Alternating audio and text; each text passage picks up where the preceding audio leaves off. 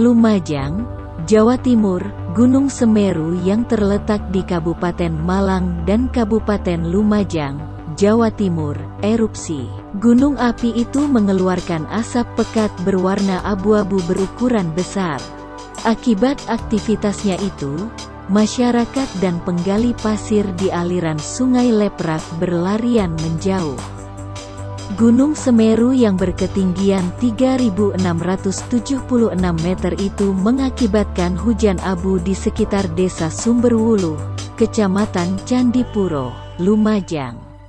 Pelaksana tugas Kepala Pusat Data Informasi dan Komunikasi Kebencanaan Badan Nasional Penanggulangan Bencana, BNPB, Abdul Muhari mengatakan, saat ini Gunung Semeru berada pada status waspada. BNPB mengimbau warga untuk tetap waspada dan siaga dengan memperhatikan rekomendasi yang telah dikeluarkan oleh PVMBG. BNPB terus memantau dan melakukan koordinasi dengan BPBD setempat dalam penanganan darurat erupsi.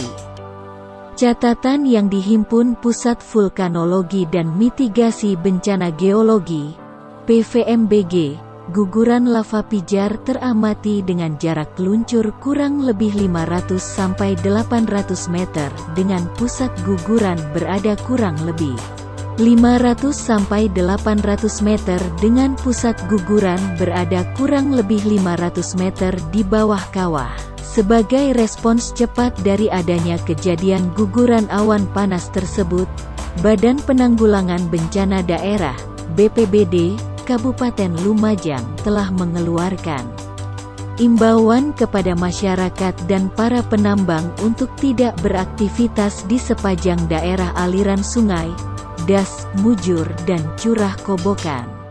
Tim BPBD saat ini tengah mengupayakan untuk mendirikan titik pengungsian sektoral di lapangan Kamar Kajang, Desa Sumberwuluh, Kecamatan Candipuro, Kabupaten Lumajang.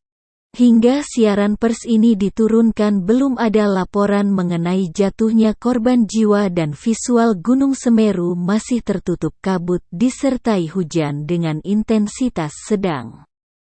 Sementara itu kerugian material dan dampak lainnya dari erupsi Gunung Semeru masih dalam pendataan.